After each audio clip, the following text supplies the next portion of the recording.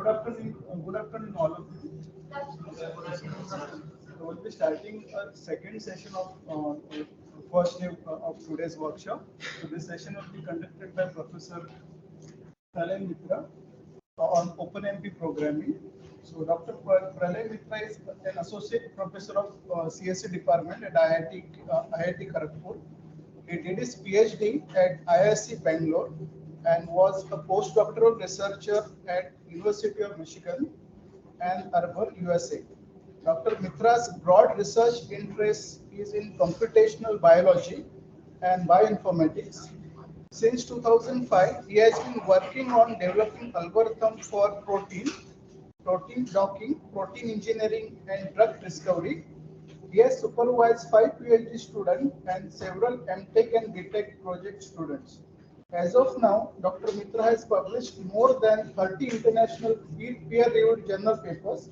One of his research work includes parallel programming of protein docking problem. I welcome Professor Pralay Mitra and request him to start this session. Thank you.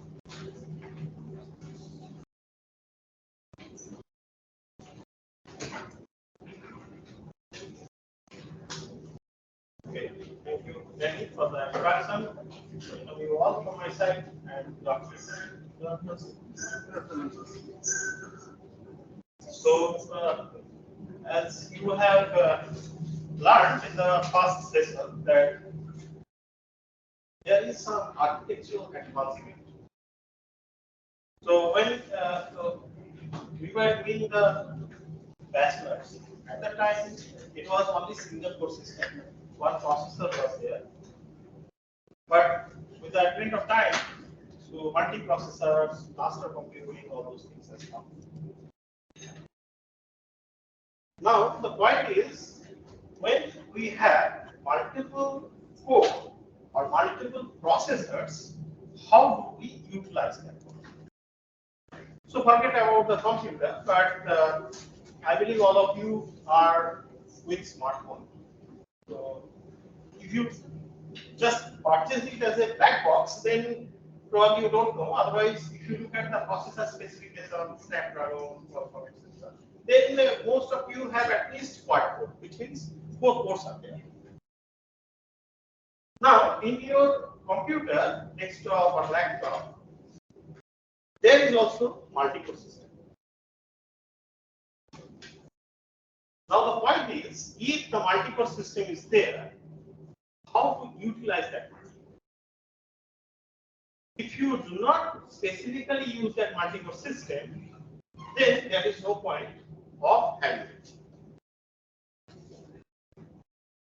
So, in this particular lecture, so first, I will introduce you with the multi-core architecture and then one programming environment where you can utilize this multi-core computer for your work.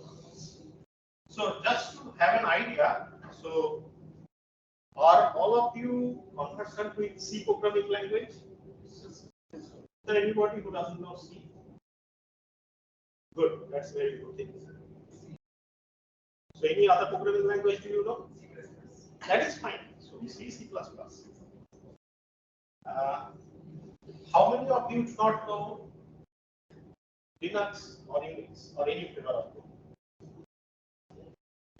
So do you have only Windows in your system? Yeah. So what then I will do? So I will ask my colleague to send you one link of a video. So how to install VirtualBox in your system, so that one virtual environment will be created like a Linux, where we will be working. Okay. Because today onwards, so we will be working on Linux things. So it's not a very big deal. So for the beginning thing, I will also request my students who will be your TA to tell you a few Linux commands which will be useful for this workshop. But it's always a good idea, if you are doing any programming, you better learn Linux and implement Linux. Okay.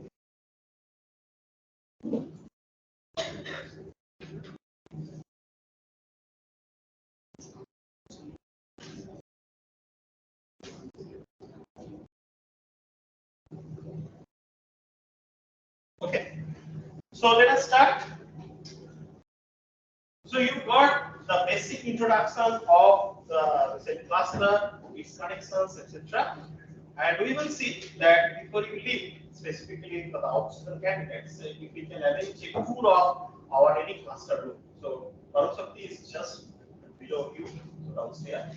So apart from that one, almost in every department in our institute, there is some cluster. So all those things what Rasi has mentioned theoretically, so you can have a look and feel of what is actually.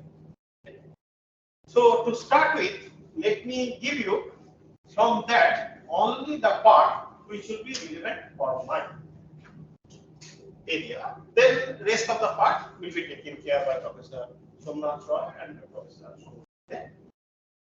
So if I go for a block diagram, then a single core CPU mostly look like this. So I'm not going to the complicated part of this one.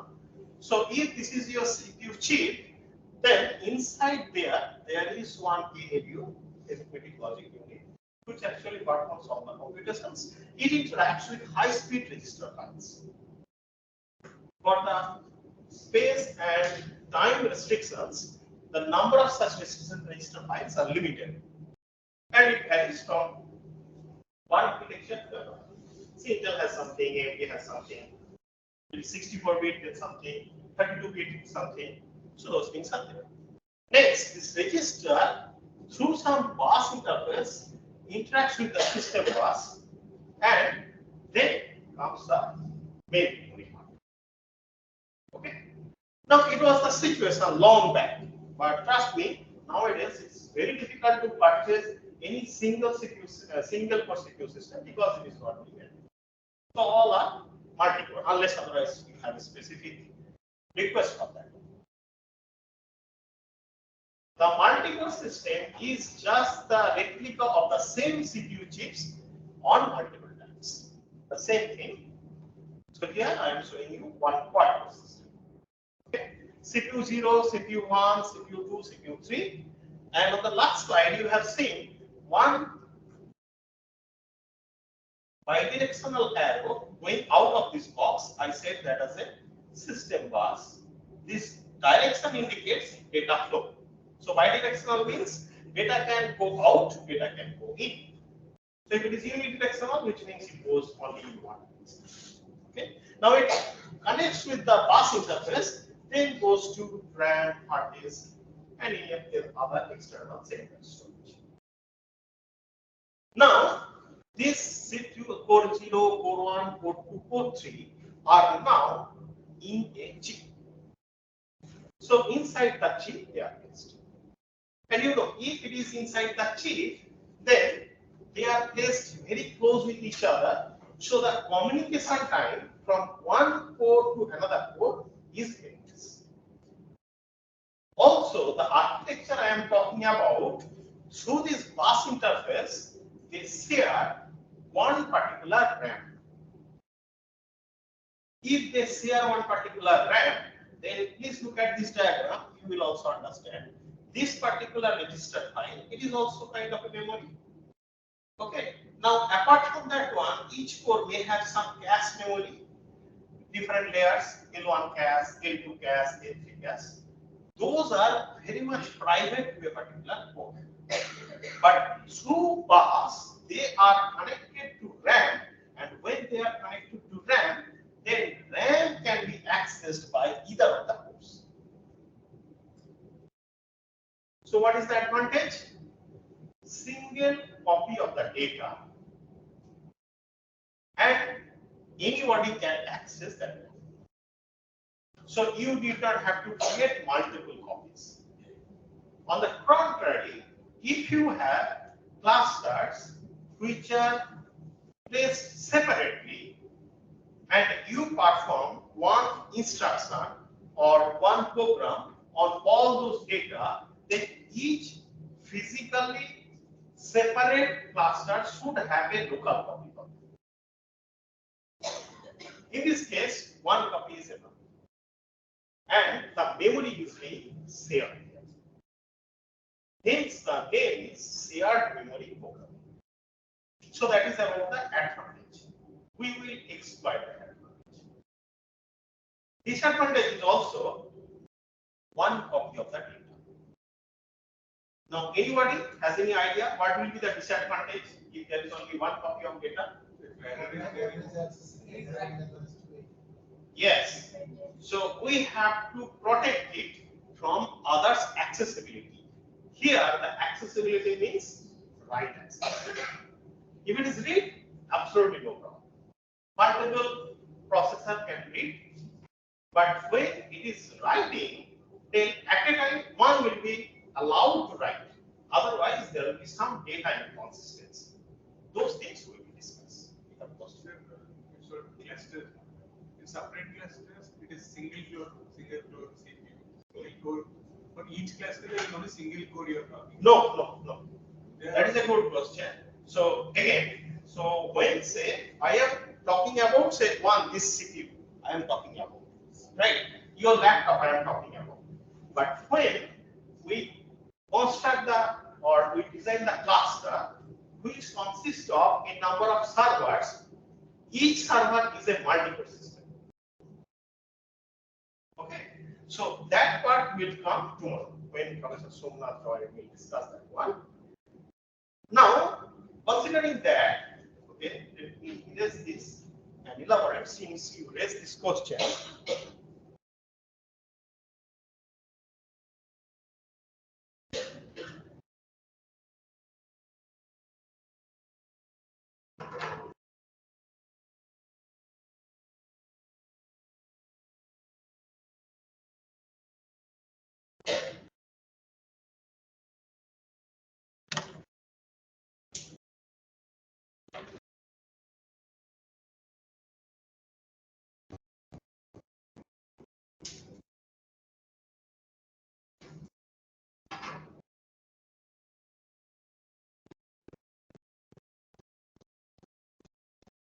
Let us assume these are your rack servers or physically separate CPUs. Inside each CPU, it is multi-core.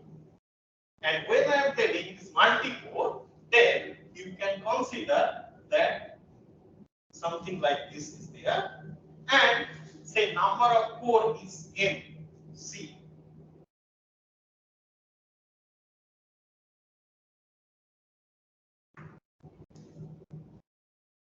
N is the number of cores, C indicates core. It is also possible that, say, I demonstrated with 4 cores, you need say 64 core or 128 core. Now, placing of 64 core or 128 core in a small chip may not be feasible as per the fabrication technology. So, what people are thinking, okay, instead of that, is it possible that I can have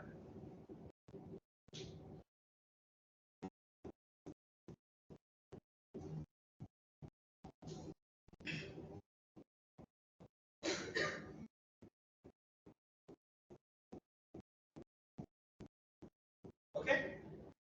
Each one of them is calling as P processor. So how many total core here will be? 4 cross M or 4P cross M. That is the total number of cores. Now, along with this, each of this node, this I am calling as computing node. Along with this, GPU card may be attached, 1 or 2. If that GPU card is attached,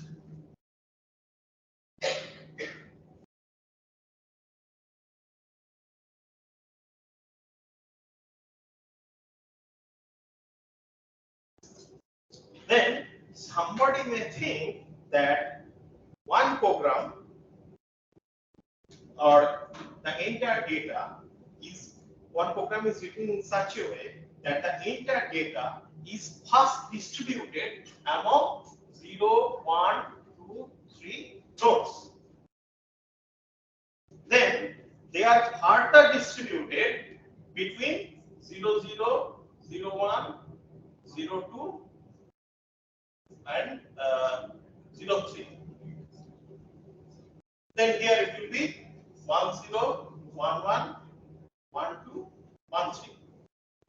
Then this data will be using the GPU card in order to compute the result.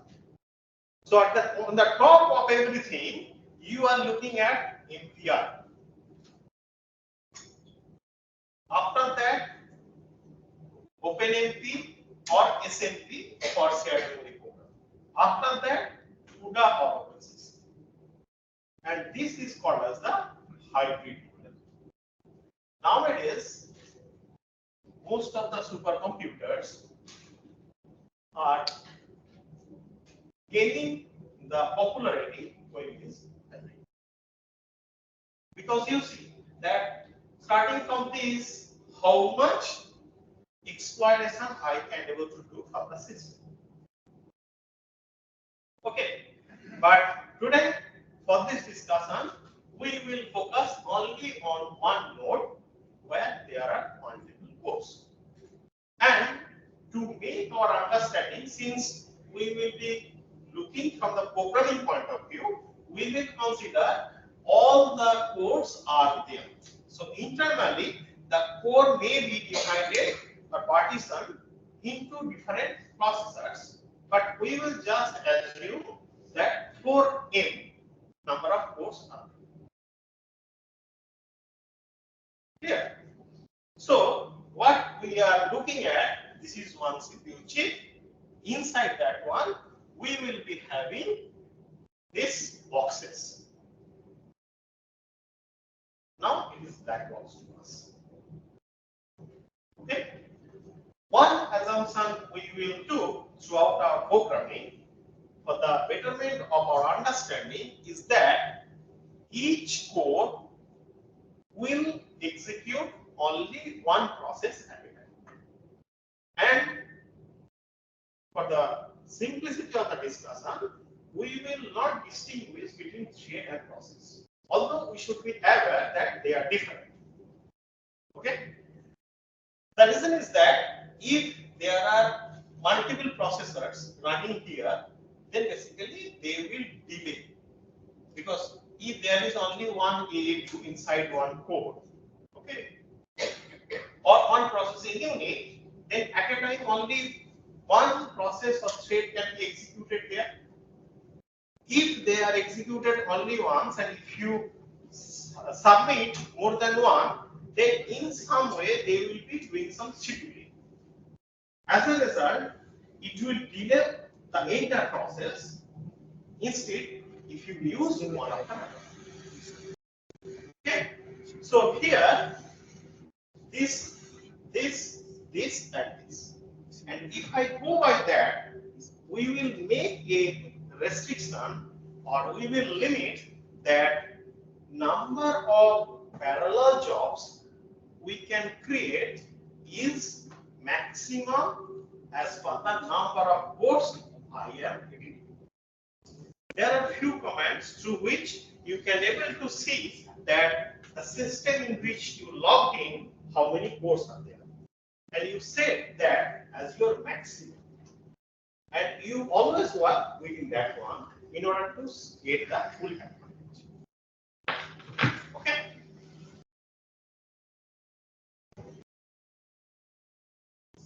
As for the definition, a multi-core architecture or a chip multiprocessor is a general purpose processor that consists of multiple cores on the same die and can execute programs simultaneously. Okay. There are several applications.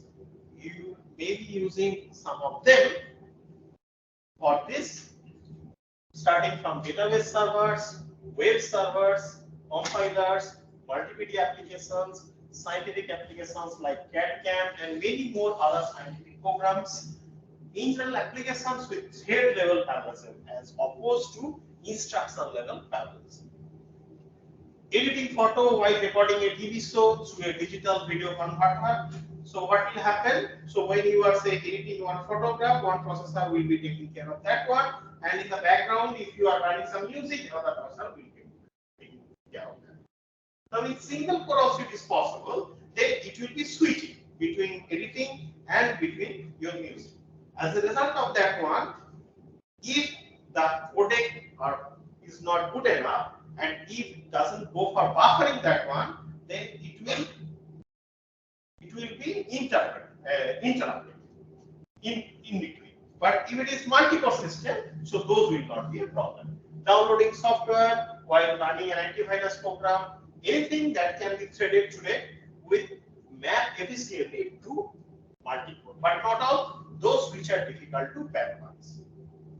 So the last line says that first we have to check whether the problem are given to me, is there any data dependency or not?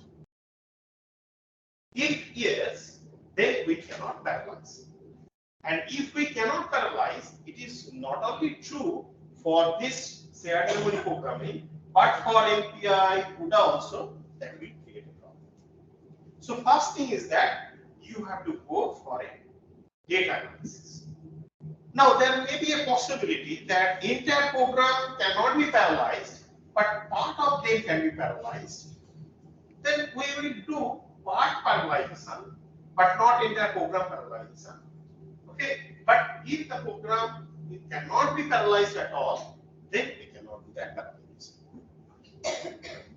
Okay, one simple example I can give. Say one matrix is given to you. It's an integer matrix, and I am restricting the value from say 0 to 255. Now I wish to count that how many times 0 is occurring, how many times 1 is occurring, how many times 2 is occurring. Like that way, how many times each of the values are occurring in this matrix. Okay.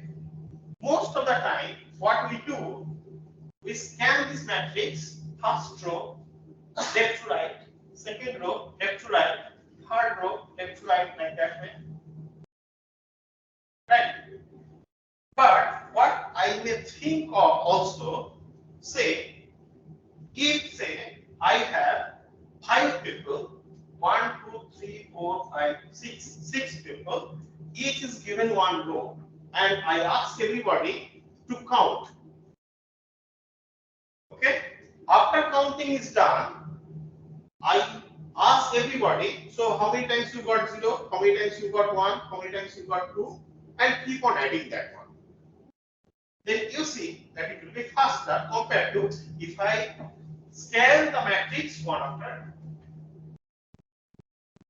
So that is the possibility of parallelism. Do you know what is the name of this problem? I just explained here. If I say this matrix is an image, 0 to 255 is the intensity value, histogram computation. Okay? So knowingly or unknowingly, so if you use any digital camera, so there you will get one option for generating the histogram once you take the photograph. So you will see some bar plots. Okay, so XY axis is not visible, but actually along the X, so it is plotted 0 through 255. Along the Y, the counter frequency is plotted. Now, for this particular matrix, which is 6 cross 7, only 42 elements are there, you will not see any difference between a parallel implementation and serial implementation. And trust me, because of some overhead in the parallel implementation, all parallel implementation has some overhead. Where it will happen, I will show you that.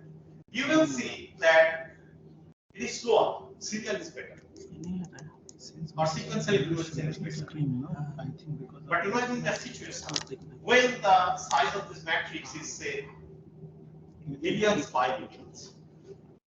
Not for image, but for some computational analysis in physics or astrophysics, sometimes matrix multiplication, inversion of a matrix is required to compute. At that time, you cannot ignore the efficiency. And one thing you should remember that, as I mentioned, one prerequisite for this implementation will be parallel algorithm.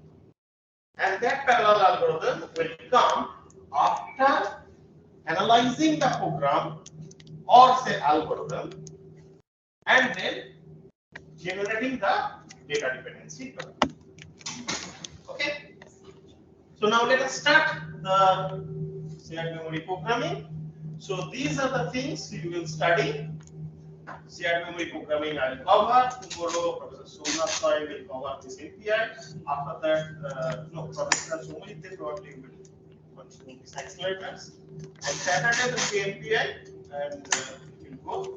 So mostly we'll be following these languages C and C++. Fortran is also supported because of the availability of the compiler. Rest of the languages are not supported because compiler.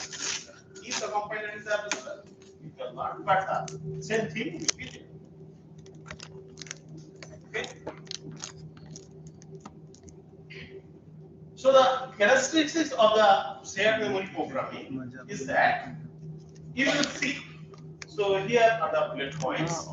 It's very easy to implement. If you know C, so for the first initial few programs, I will highlight today color. You need not have to change the program. Only thing you need to add some directive. That's why at times it is also called as a directive based program. You add the directive during the compilation process, it will understand which part needs to be analyzed. Unlike to API and OpenMP, where you need to rewrite majority of the code. That's why for the legacy codes or for the codes which are mostly standardized, people have developed in say 70s or 80s in physics or chemistry or some analysis written in Fortran or C, you need not have to rewrite the code. Rather, you understand the flow of the data and then add some directive in some positions in order to exploit today's architectural design. And you'll be surprised that indeed it will speed up. Okay? So this I am telling your first OpenMP program. So few program and syntax we will discuss here. Then after this lecture, so our TAs are there. They will help you to implement this setting.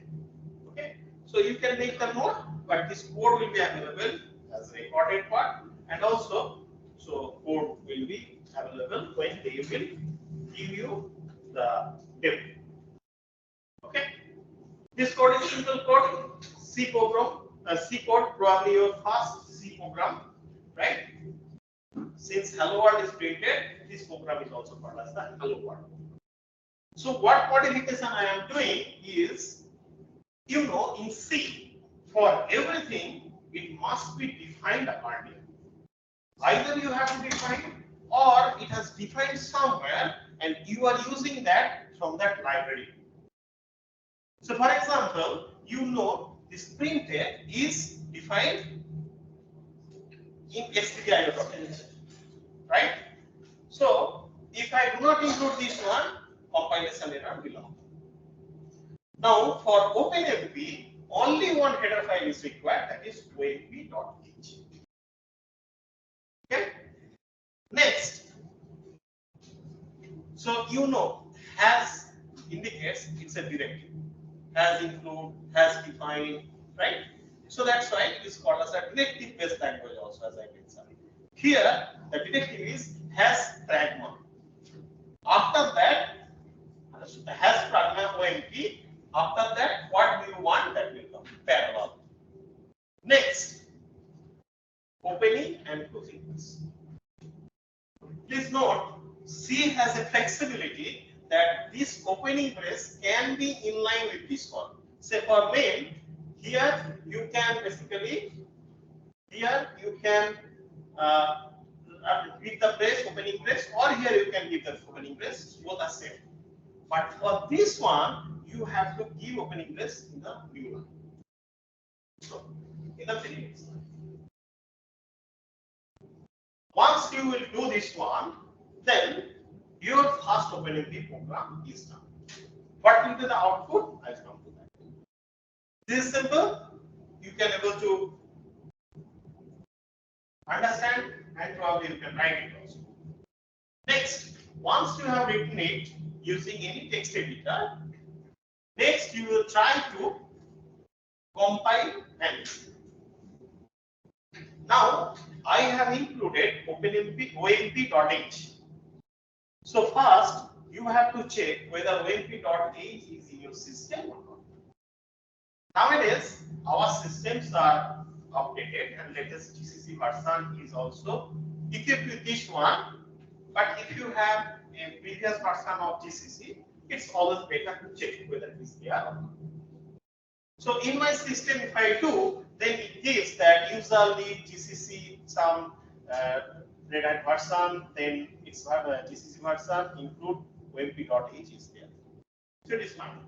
If it is not there in your system, then either you have to update your GCC or you have to get that and put in some location and you include that one. So you know that if it is not in the path, you have to set the path or you within double quote you have to give the full path of that OMP.h. Okay.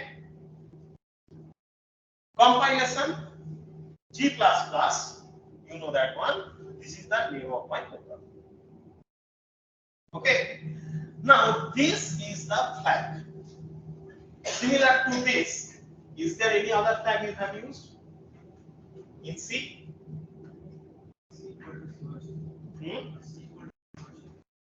C equals to?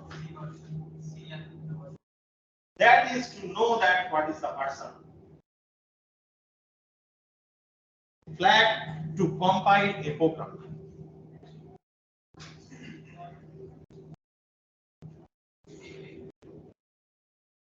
Have you ever used any math function, square root, power, sine, cos? So what is the header file of that? So will it compile if you include only math.h? During the compilation process, you have to give one particular flag. What is that? How do you compile? Say in your hello program, hello.c, you included math and called square root, sine, cos. If I write G++ hello.c, will it compile? Yes. No. Did no. Never tried. So there is something.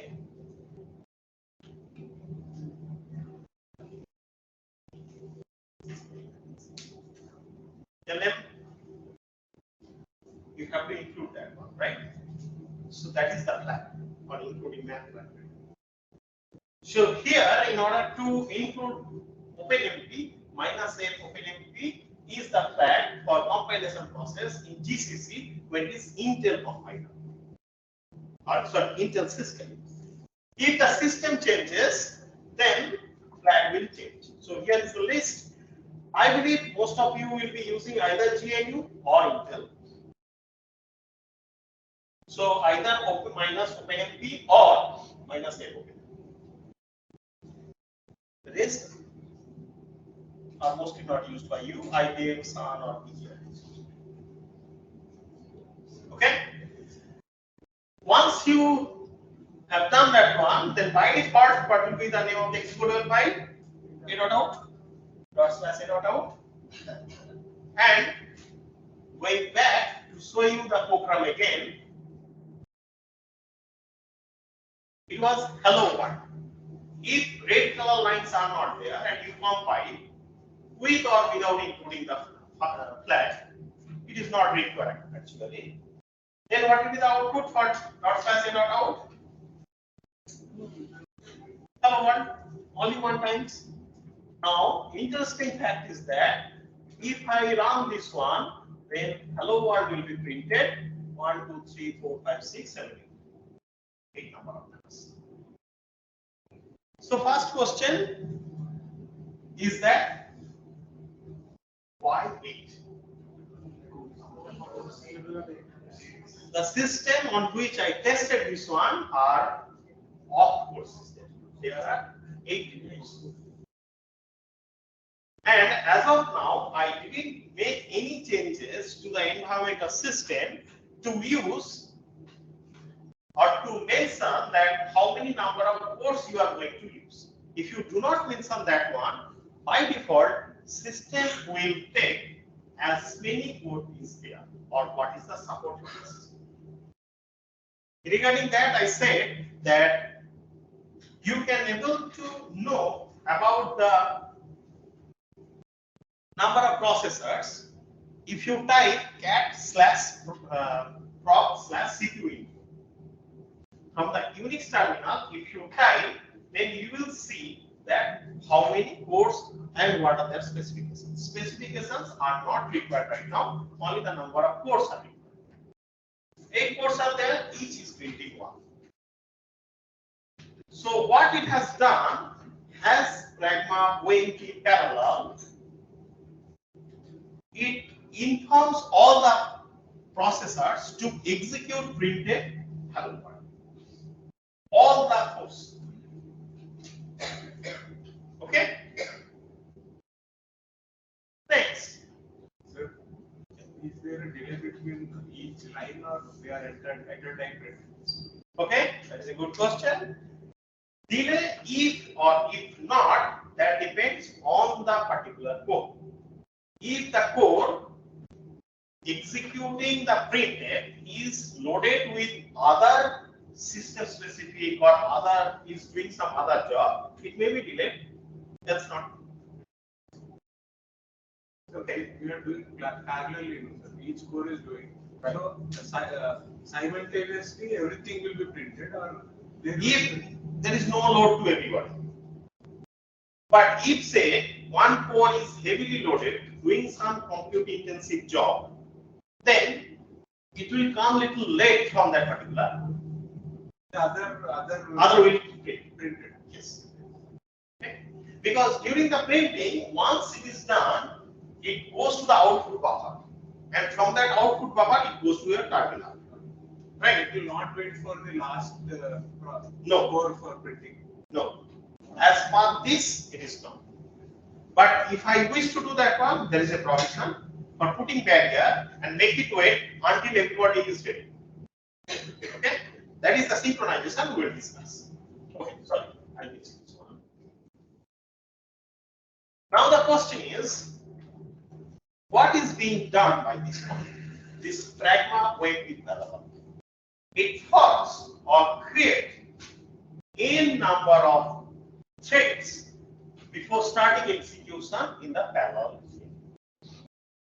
Here n varies.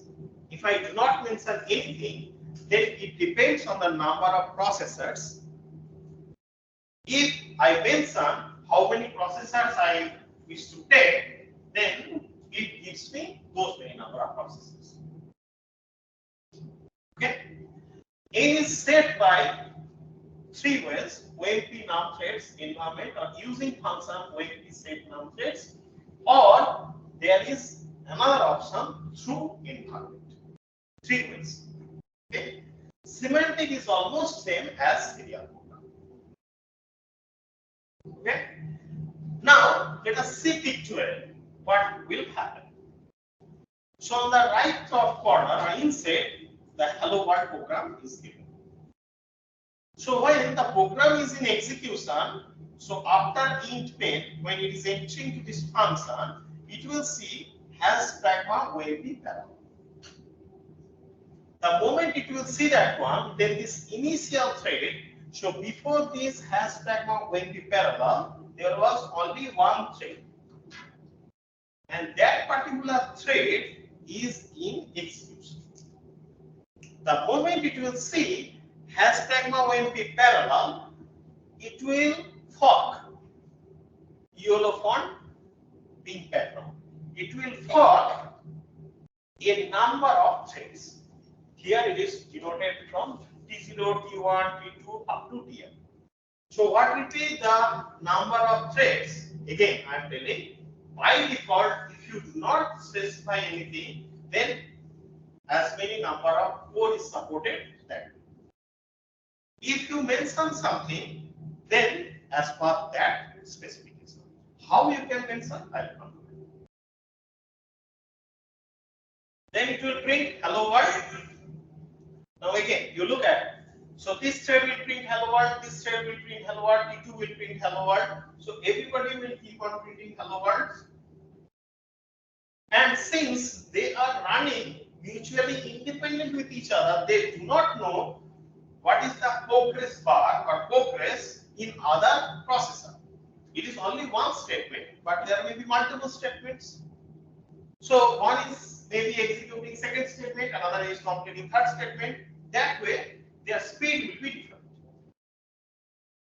Now, after they will encounter this red closing press, all the threads will be joined and only initial thread will be alive.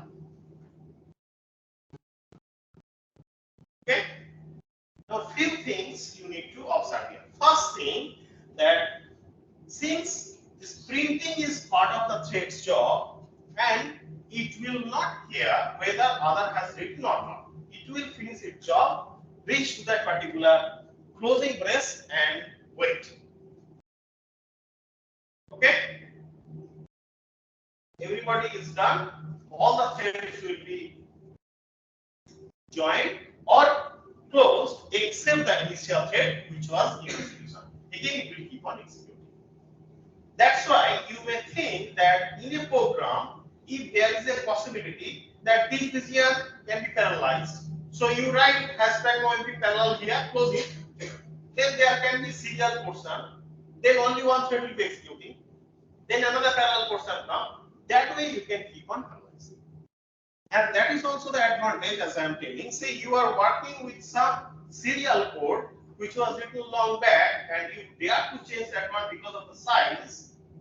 Okay, you are having the access to the source code. You just analyze small pieces which are computing intensive and time consuming. You make them parallel just by incorporating this directive. Once you incorporate the directive and it is parallel, then you will get the advantage in time. Now, look at carefully, and it is very important. Do not come back and ask me why my parallel program is slower compared to serial program. The reason is that this for and join is a complete override in your parallel program, which is completely absent in your serial program. Now, you add these two time for and time for join. After adding these two, if you see that you are not making enough advantage because of the division of the work at this region, at this parallel region, then your parallel program will be slower compared to serial. Okay? Which means if it is computing intensive, then only it is advantageous to make it parallel. Otherwise, serial is fine. It is true for most of the parallel programs because parallelization always incurs some overhead. Now the point is how much overhead. So for example, I am taking say 42 6 cross 7 matrix, 42 cell positions, and I am accessing 42 cell positions. Okay, if I am accessing 42 cell positions in serial code, that may be very fast compared to if I parallelize into 6 threads, and what extra job I have to do, not only join and for 6 threads, I have to check each thread is having what count for say intensity 0 or 1 or 2. Right? So please note it down. If I do not get much advantage here, it is not advantageous to move on to parallel. Okay? Because of this overhead. This is very important. Okay?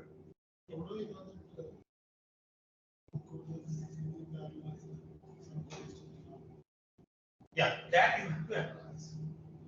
There is no, so look, one thing I said, you have to go for data analysis. Take graph analysis to check the data dependency, whether you can analyze or not. After doing that one, you have to check whether that is computing intensive or not. Then only, otherwise not. You go and wash your face or have you walked? Okay. Otherwise, no point. So you are free. I know it's post lunch session, okay, and AC is too low, so the environment is different. If you feel sleepy, no need to ask me. So just go, have a walk. Outside it's hot, okay, and wash your face and come back. Explain the last one. Serial with parallel. You said. Look, so when you are doing the serial, there is no overload. Sorry, there is no overhead for and join, right? So you can just compute in one node, that's enough. But if you divide the workflow among 6 threads, apart from fork and join, one additional work you have to do. So everybody has computed the histogram or frequency. You have to combine. No, joining is joining the threads. That doesn't join the content or data you have computed. Again, another node we need. So here extra computation will be added. Okay. That is also the point. Any other question? So here I am just telling you, you can make a note in lab, it will be demonstrated. There are 3 ways you can mention how many threads you can use. Again, as I said, you think about once a complete pipeline, you have started with the one thread based upon your requirement. This part can be parallelized, after that this is serial part, this part can be parallelized, that way you can do. And based upon the requirement, each parallel portion may need, say, different number of threads. So here it gives you the flexibility for that. One is that OMP num threads from the terminal, if you type for all the programs which will be executed in that terminal, we'll get that number of threads. Next, if you mention OMP set num threads as a function, here this is the number of threads. If you mention that one, then that number of threads will be created inside your program. And as a clause, you can also mention number of threads. And the precedence will work like this. So first, this will get the highest precedence. This is the second. This is second, and this is the third. Which means if you mention all 3, then this will take the precedence. And if this is absent, then this will take the precedence. If this is absent, then this will take the precedence. Another thing. Okay. Now you first went. Okay, do not feel sick. Then I will also feel sick. So code I must not see. Now, again another point. You think, then you will understand. But during programming, you will be missing. Let us assume 4 cores are there. And here, using these options, you have set 16 cores you require. From where the extra core will come. So 4 core will be used for 16 threads. You wish to generate 16 threads, but actually 4 cores are available. Then 16 threads will be distributed among 4 cores. So each core will get more than 1 threads. Again, some scheduling, say like say multiplexing and context switching, etc., will take place. As a result, it will slow down. Each core will slow down. But if you go for 4 cores, then you will see that it is better compared to 16 cores. So I asked my student to generate one data, so probably he is working on that one, is to show you the scalability. That is one important thing once somebody has developed some parallel program. Say, I work in computational biology and bioinformatics. So NAMD was the first molecular dynamics software which was parallelized long back. After doing that one, they tested the scalability. In order to check the scalability along the x-axis, they number the processors 1, 2, 4, 8. Okay, so it is 2 to the power n, 8, 16, 32, 64 like that. And on same data, they are running the program and estimating the what is the time requirement. They make a plot. So what you can always observe from this discussion also that, so let us assume one reference frame that is single core. Okay, number of core is 1. So if this is the time requirement for core 2, will it be low or high? If I use 2 cores, will it be low or high? Because of the overhead, sometimes core 2, core 4, sometimes may take little more time. But after that one, you will see may take, not always. Okay, because of that overhead. Because when it's core 2, overhead is incorporated, but you may not get that much advantage. But when you will go for 4, 8, then overhead mostly remains same. But what is reducing is the computational time, and you will see a reduction. And after some time, you will see. So I don't have all those slides because lack of time. So you will see it is saturating, and when it saturates, that indicates if I give you more than that code, there is no benefit of it. That's why initially when we give access to the supercomputer and ask the student that how many cores do you want? Okay, so as a student, everybody says that give me infinite resources. But there is a theory which says with the infinite theory, infinite code or resources, you cannot achieve infinite efficiency. There is a limit of that. That is a law which is called as Amdahl's law, which says that it mostly depends upon the percentage of parallel portion in your program. Say your program has what I said, that is data dependency. It cannot go parallel. Then there is no point of giving you so many cores. Okay. And sometimes what we see also, this is our observations, that people are running CPU bound jobs in the GPU and telling that your system is very accurate. Okay, that is not optimized for GPU. No. But so it's a CPU program, they are running in GPU and telling it's pathetic. Again, for this multi-core, another example I am telling, when I was in IST doing the PhD, at that time IBM Regatta system was there. In Regatta, each core was of 1.8 gigahertz.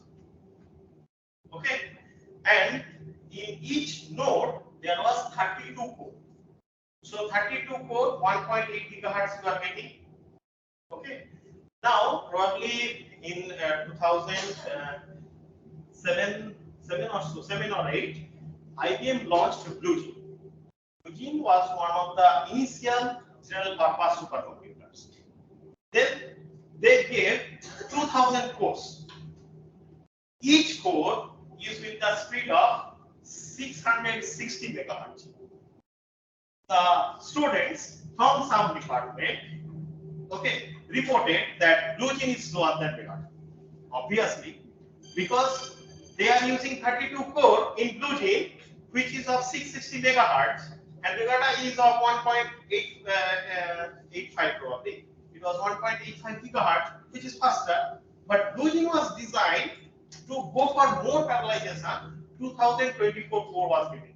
If you exploit that one, then you see how much efficiency you get. So those things are important. Programming is fine. We will do that one, but you should always remember these things. Overhead and how efficiently you exploit the underlying application. Okay?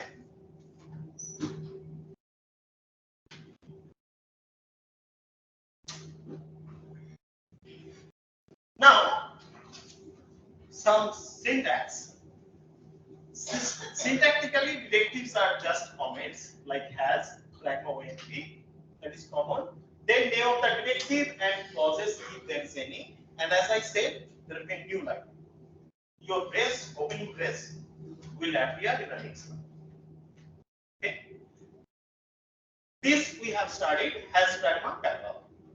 And what it is doing, again I am reminding you, the same code it is throwing to different threads. Okay. So if you ask for 4 threads, in 4 threads it will go. If you do not ask for anything, then as many ports are there, it will go. If there are 8 ports and you ask for 4 threads, which port thread will be used, that will be decided by us. So any 4 threads based upon availability or other system checking, it will allow. Okay? And as a programmer, you need not have to worry about that. You just focus, concentrate on your program. In the clause, there are so many clauses: E, private, first private, default, shared, copy, reduction, num thread, etc. So I'm listing here. So for each, I will elaborate with the example. Then it will be easy to understand. And here is one barrier that you are asking a question. So if during the computation there is a requirement that I need to wait for others, then I simply write has pragma OMP parallel barrier. So it will create one barrier where all the threads will wait until, each of the threads will wait until all the threads will reach that barrier. Then only everybody will proceed from here.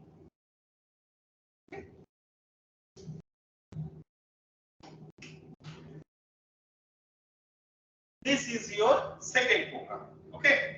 So first I am marking only the extra part which is relevant to OpenMP. So first this we discussed. OMP.h is mandatory. You have to include that one. This double W time is one variable that you know, it is in C.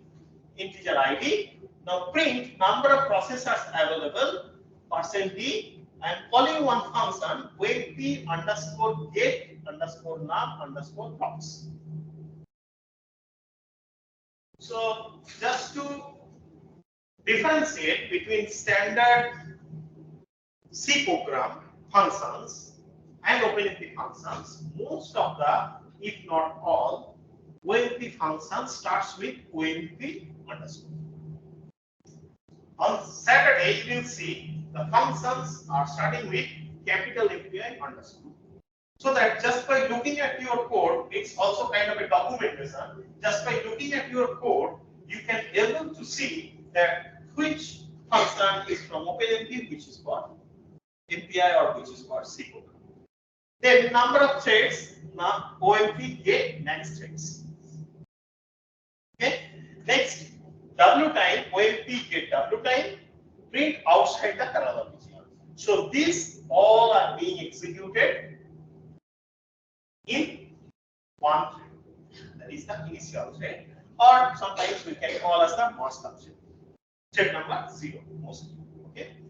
Now you see that OMP get number of processors will tell you how many processors are there in the system. The second line will indicate if you have mentioned to environment or somewhere that this many number of threads I need, then what is that? That will be mentioned here.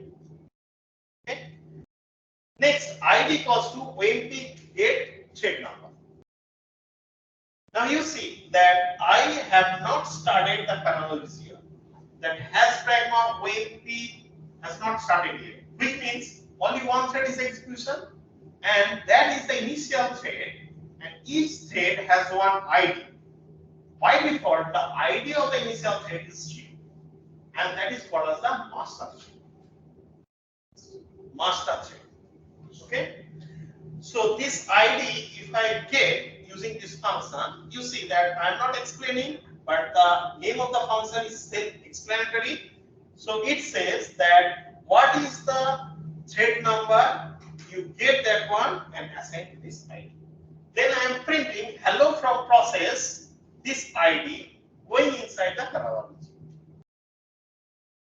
Okay, parallel region will start now. Hashtag OMP parallel. What is? That is a value. Double type. So that is a value. What will be the quantity? That will be. Okay. Now, pragma OMP parallel private ID. If I say private ID, that means ID variable will be private to each thread, which means there will be a local copy of ID for each thread. Otherwise, it will be shared among. Okay. Now, inside this parallel region, I am writing ID equals to OMP get thread number. So what will happen?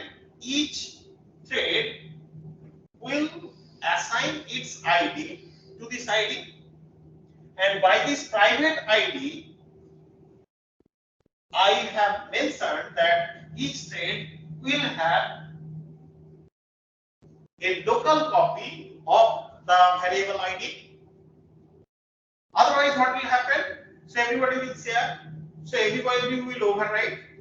So if I now try to print, so whoever has written last will only be written or printed.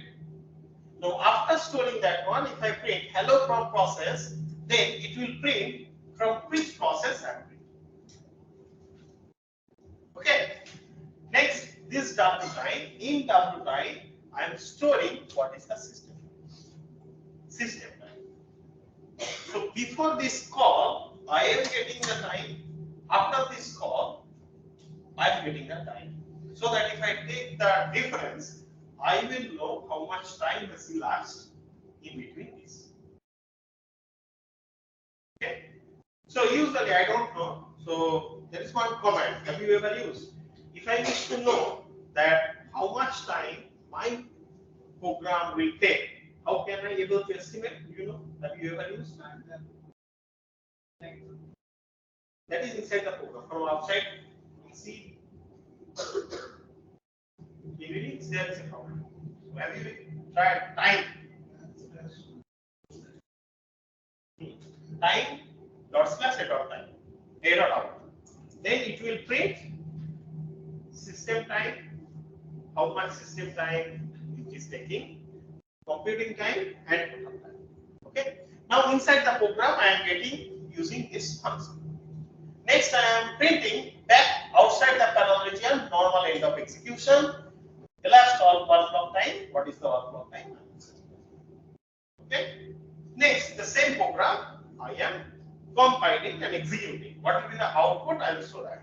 Again, to summarize, in this program, what I am doing, apart from estimating the time requirement for this parallel region, I am calling the OpenMP function in order to know how many processors are there, how many maximum thread support is there, and hello is printed by which processor. Because in my first program, I just mentioned hello word, and I said that 8 threads are there.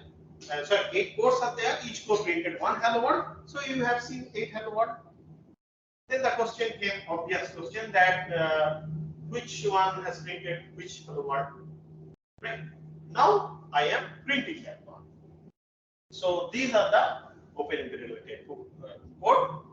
So when I am compiling and executing, that is my compilation and execution. Here you see that 3 methods I have used for setting the threads. Here I am export from the terminal, export OMP now thread equals to 60. So you know what is export? In the bash shell, if I wish to set the environment variable, I have to use export. In C shell, have you ever used set env? Okay, but that is not equal to that. You have to write. Okay. Mostly it is bash shell, so let us stick on this bash shell. Now, interesting fact, OMP num thread is 16. I have mentioned that. Once I compile, so I don't know how many of you can able to read this. So I have written number of processors available 8. I mentioned that in my system it is a 8-core system. Then number of threads available 16 because here I have exported 16. Okay. Next, outside the parallel region that was there, it is printed outside hello from process 0. It is printing from outside the parallel region before entering to the parallel region. Okay. So I am again going back to show you the program.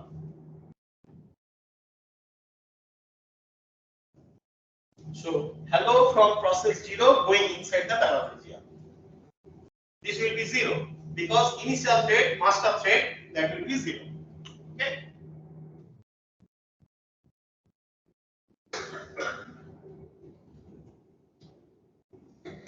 So hello from process 0 going inside the parallel region. Then 1, 2, 3, 4, 5, 6, 7, 8, 9, 10, 11, 12, 13, 14, 15, 16. 16 hello is printed. And you see the number, you will see 0, 1, 2, 3, 4, 5, 6 up to 50. Started with 0, that's why 16 number. So it is up to 50. Okay, then back outside the parallel region, how much time it has required? It has been. Now, if you observe, you will see that there is no particular order as per their ID. And that is perfectly okay. Because each core is processing. So who will finish first? It will be printed. Okay. So I do not know that whether one will be printed first or two will be printed first. If I want, I can order them. There is a command. But if I order, then what will happen? Say 15 has finished first, but it will wait for others to be printed. Now, in a situation where so there are jobs lined up, it is better who has finished give another piece of work to him. So prime example is a for loop.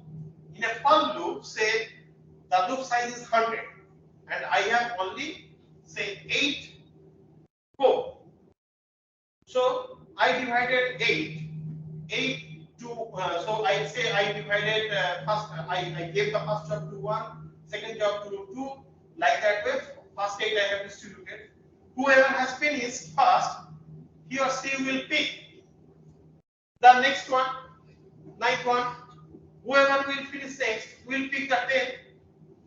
That way, the advantage is if some core is slow because of something, that something maybe because of the load in that particular core or because that core is malfunctioning or something, right? Here will execute only 1 or 2 iterations, but eventually job will finish. Other will execute the rest. But if I say that no, everybody has to do the equal amount of jobs, then I have to wait. Right?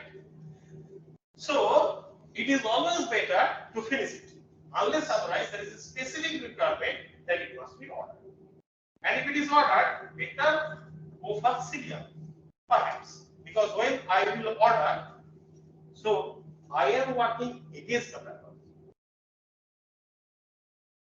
Okay. Oh, I have some zoom version. Anyway.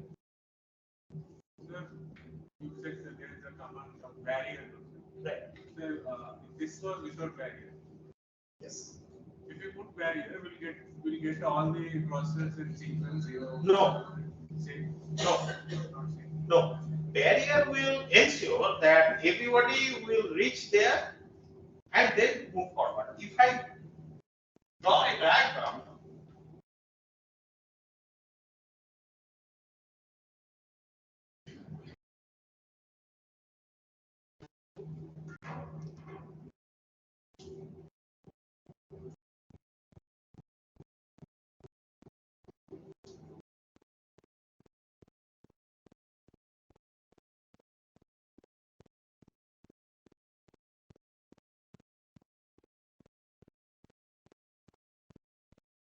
So barrier says when I say pragma when the barrier, then it is the barrier. So these are the codes. All the threads are executing the code. So as per that 0, 1, 2, 3, 4, 5, 6, 7. So 0 is reading fast. Sorry, 1 is reaching fast. Then if it goes like that 6, then perhaps 7, 4 like that way. It will be printed. Printing will be like this. If print is here. Okay. Now after this one, it will start like this. Again after some time, based upon the load in that particular code, there is a possibility that again it will speed up. Somebody will speed up. Right? We can predict which one will. Predict is a very confusing word nowadays with the advent of AI and ML. Okay, so whether you are using AI or ML method to predict the efficiency of a code or not, so if you are using, then perhaps using data analysis you can predict, right? But better term is you don't know. In the example, you have used 16 threads when your processor was 8 itself. Right. Like, so in theory, you were telling me that if suppose one person has four processors, and he has 8 or 16, then there will be some issue like. Yes, issue is in the speed, but here only one hello is there. That's why there is no speed issue. But normally I should have used 8 threads. Max. Yes. But I am also telling you can use theoretically n number of threads. N can be 1000. Unless the program is not complicated. No. So if it is 1000, so your program need not be complicated. Your system will be definitely slow because 1000 number of threads it will create and join. It will run, so it will be definitely slow. Okay. So another example to demonstrate few facts and introduce you some syntax.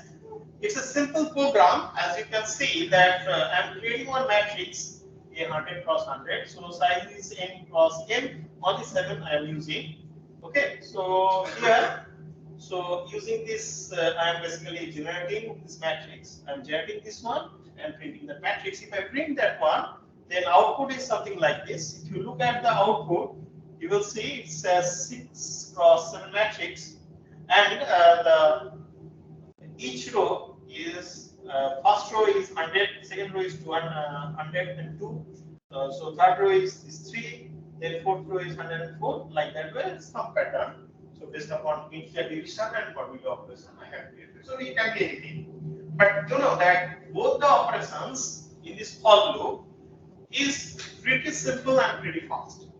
So I cannot able to see any significant difference. As I said, if the computation is intensive, then only I will get some advantage and I can able to see some difference. Otherwise, it is not possible. Okay. So what I have done, I have incorporated one sleep. Okay. So that is basically substituting a computing intensive job. Sleep is that it will perform something, then it will go sleep, then it will wake up, it will come back and do the rest. So by that I am just managing here. Okay. Now this part, if I wish to parallelize, okay, the same code. So extra part. So as I mentioned, it is very simple and directive based. So what you may think that okay. So only thing I have added is these blue lines. Of course, OMP you don't have any issue. Magma OMP parallel, opening brace, closing brace. As per the syntax, what we have discussed. Question is it a correct implementation or correct parallelization?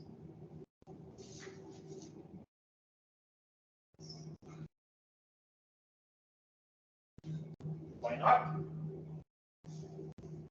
Which code will the syntax error? Will it compile? First question. Will it compile? Compile, but one Compile. Is there any logical error? one processor will do, each processor will do the same thing. Each processor will do the same. Because if you replace what is inside the blue opening and closing brace by hello world, then you will get the similarity with first example. So 8 core was printing hello world. In this case, what is inside this opening and closing brace will be executed by each core. Right? That is not our purpose. We wish to parallelize it. So we wish to divide the work. Okay. So there must be something else, and also one thing is that you may get some inconsistent result. So I got something, you may not get this one, you may get different, or you may get the correct one also. It depends. Because say 8 threads are running, 8 threads are doing the same thing, and they are using the same matrix for writing. So whoever will write last, not the entire matrix. So they are printing cell by cell. So whoever will write for a particular cell, whoever will write last, that value will be. Now, if it is the situation that out of 8, 7 are very fast and 0 is very slow, and it is computing at last, or it is mixing, then maybe so who has computed 0 will be printed fast. Like that, there's some mistake may happen. That is the logical mistake. Please note, because of the speed, you may see that for this particular problem also, you may see the data is correct, but that doesn't mean that logically the program is correct. There may be a possibility if you test it for n plus to n equals to 7, it is fine. But if you test it with n equals to say 70,000 or 700,000, then data may be inconsistent in one or two places. As a result, the entire calculation will be wrong. You may feel that accuracy is less, but actually your implementation is wrong. Okay, so that is one of the reasons I heard that most of you are PhD students or have done PhD. That's why I'm telling. So once you get some result, you try to analyze. When you implement something, try to analyze. Do not treat everything as a black box and say, I have done this one, I got this result. Okay, but why you are getting this result? Why there is a failure? So is it the case that your implementation is not good enough, or is it the case that actually your method is not working? Both are not same thing. Maybe the idea is good, so you have a very brilliant idea, but because of the lack of your implementation skill, you are not getting the required result. Okay.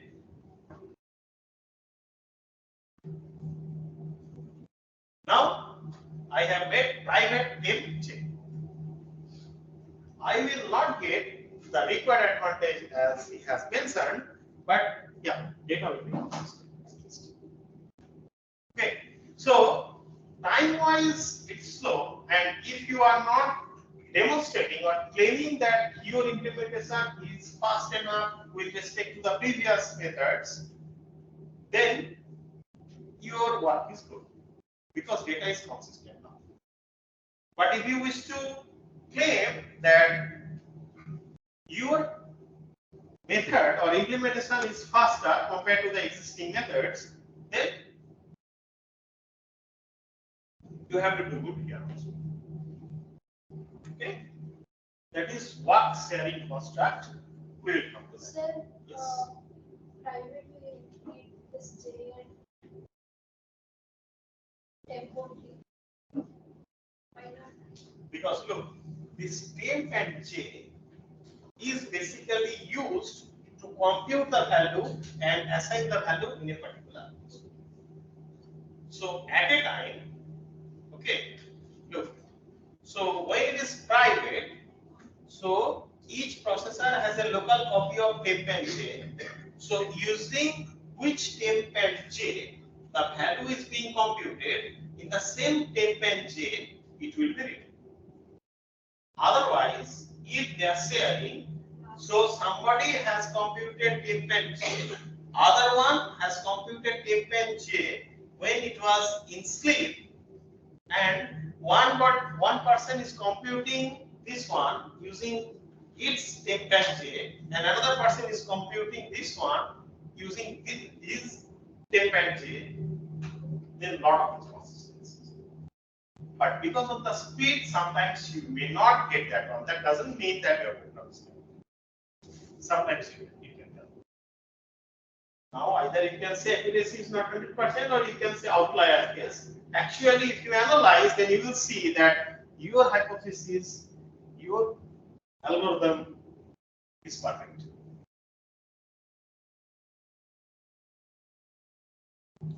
Now, what we need as of now, what we have discussed is that given a huge amount of task, divide it into small pieces and assign each piece to somebody so that everybody can compute it parallelly and you will get an advantage of speed. That is our work sharing constant. We have for constant. So all of you are familiar with for loop. Okay. So for constant, and we have some section-wise constant.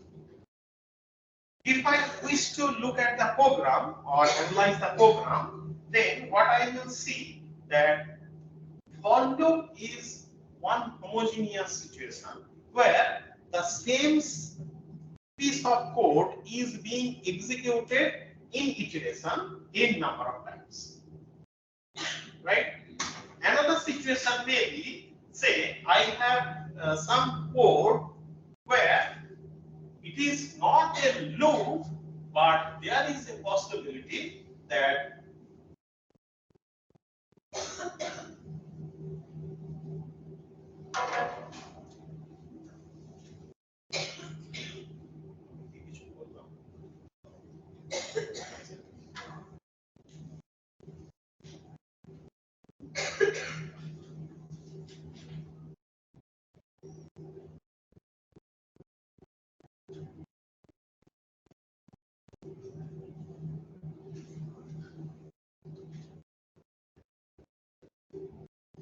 say these equations are there. Now clearly it is not a loop. Okay. However, what you can see that this x equals to y plus z and z equals to x plus y, this can be clubbed. Okay. D equals to e plus f. This is a new thing or unique thing.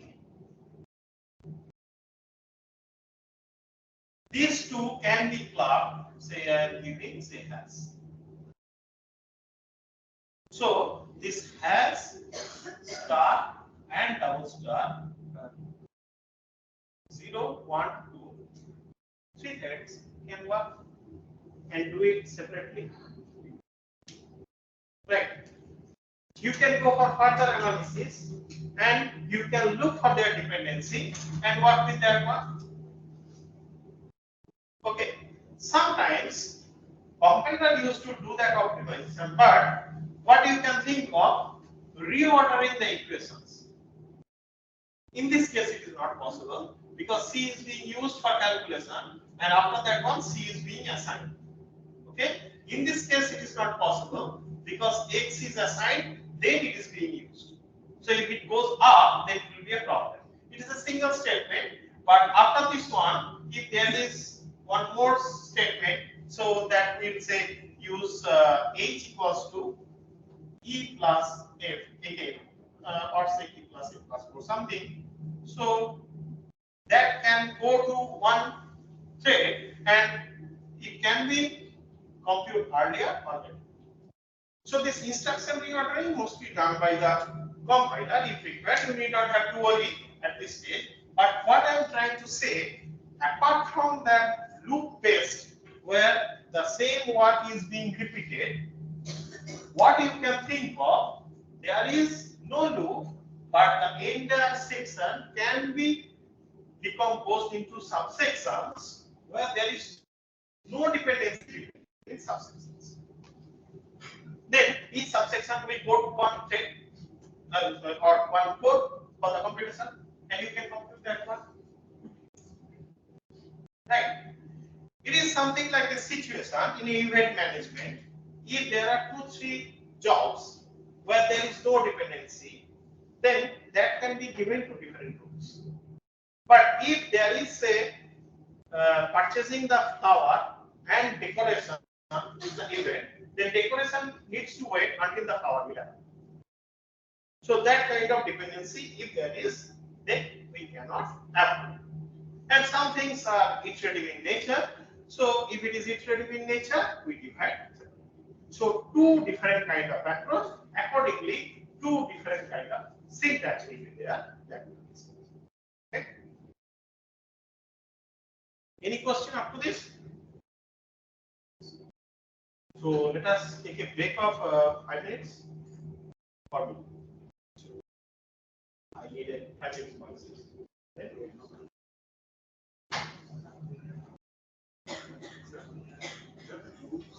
you put the loops there, can it be parallelized or it is sequential? I'll come.